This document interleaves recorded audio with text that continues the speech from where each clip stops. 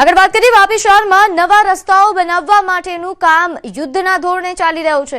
જો કે આ વખતે રસ્તાઓની ગુણવત્તા જળવાઈ રહે તે માટે મહાનગરપાલિકાએ નવી પહેલ કરી છે।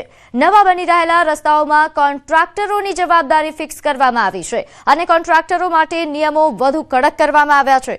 3 વર્ષ સુધી રસ્તા પર પડેલા ખાડા કે નવો રોડ બનવાની જરૂર પડે તો કોન્ટ્રાક્ટરે ફરી બનાવી આપવો પડશે। આ નવા નિયમોને લોકો પણ વધાવી રહ્યા છે।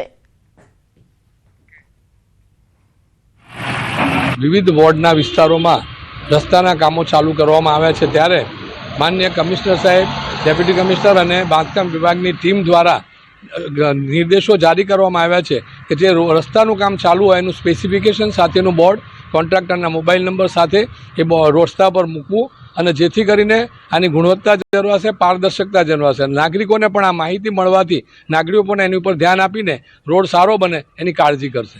જો ક્યાંય કોઈ સામાન્ય ખામી રહી જાય કે એવું લાગે તો અમે લોકોને પણ અપીલ કરી છે કે આપને ક્યાંય પણ એવું લાગે કે ગુણવત્તા સાથે કોઈ બાંધછોડ થઈ રહી છે તો તુરત જ અમારા ટેકનિકલ સ્ટાફને અથવા તો અમારી મહાનગરપાલિકાનું ધ્યાન દોરશો। મેં આમાં લાયબિલિટી પીરિયડ પણ નક્કી કર્યો છે। 3 વર્ષની અંદર રસ્તાઓમાં કંઈ બી નાની મોટી ખામી થશે એ માત્ર ને માત્ર કોન્ટ્રાક્ટરે પોતાના સ્વખર્ચે એને સુધારવાની રહેશે।